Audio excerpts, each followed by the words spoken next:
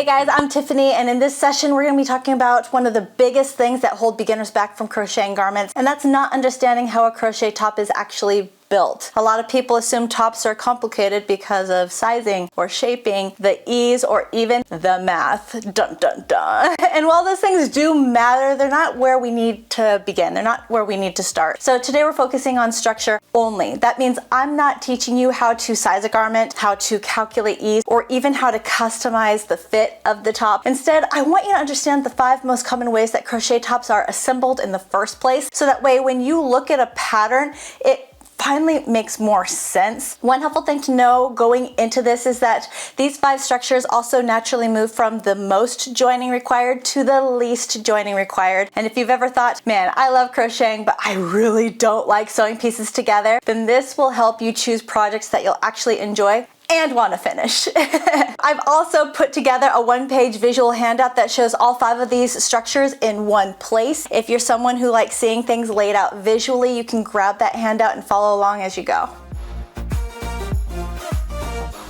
The first construction, and honestly one of the most beginner friendly to understand, is the 2 rectangle structures that are worked as a front panel and a back panel. In this method, you crochet 2 flat rectangles, which is essentially kind of like crocheting 2 small blankets, and then one becomes the front, one becomes the back, and you join them together. You will lay one on top of the other and just position stitch markers to identify where the neckline is going to be, where the armholes are going to be, and then you will join along the shoulders and along the sides. Super beginner friendly. This construction is popular for beginners because it is so easy to visualize. You can just lay the pieces flat, you line them up, and then you join them together. From a finishing standpoint though, this structure does involve the most joining because it's 2 completely separate pieces that you're putting together. There are multiple seams, which means more assembly at the end. If you don't mind joining pieces together and you like a very clear, structured build, then this is a great place for you to start.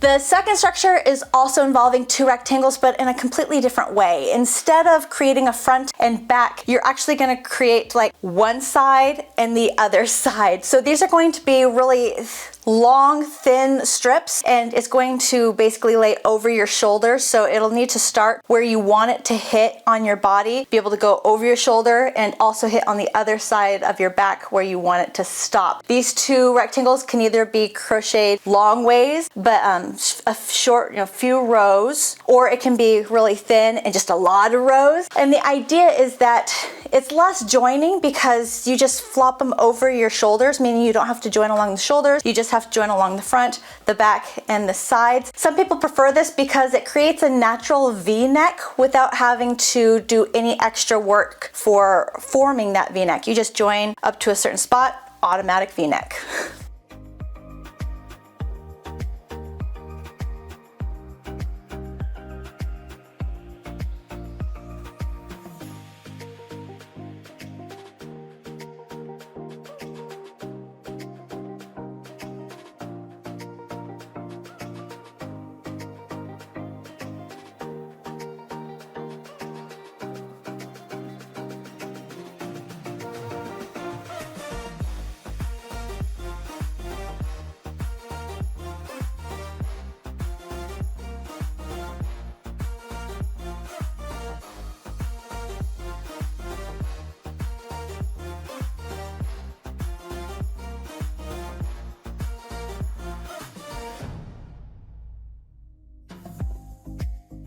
Now that we start moving into construction that requires less joining, this one is the bottom up structure. The garment begins at the bottom hem and is worked in around, creating this continuous tube for the structure. Once you reach the armholes, that's where the top will split. Front and back, you're going to be working in rows. You'll continue working enough rows until you can place it to meet at your shoulders, and then you just join along the shoulders, leaving a neckline for your head to pop through.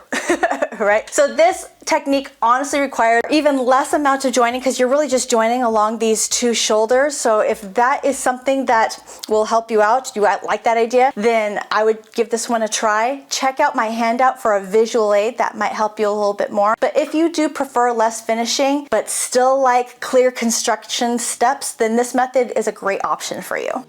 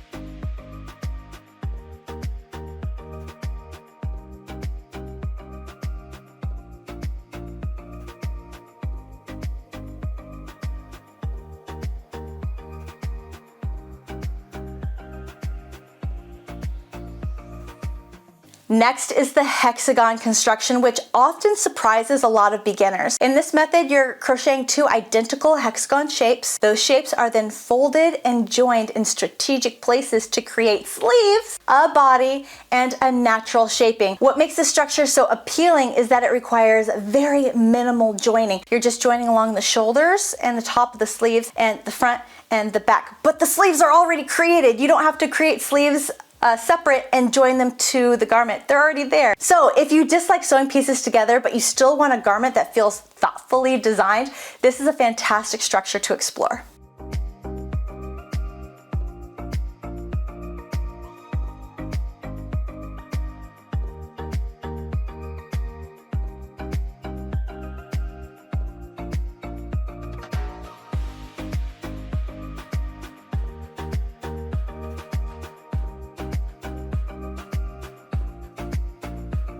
The final structure is a raglan, or a top-down structure, and this one usually involves the least amount of joining and sometimes none at all. Now this garment begins at the neckline and then grows outward using increases placed in 4 specific locations. Those increases shape the shoulders and the sleeves as you crochet. Now once the yoke reaches the armhole depth, the sleeves are separated, the body continues in the round, and the sleeves are also finished in the round. Many beginners feel intimidated by the style at first, but structurally it's very straightforward and it allows you to try the garment on as you go, which some people really like. They really prefer that.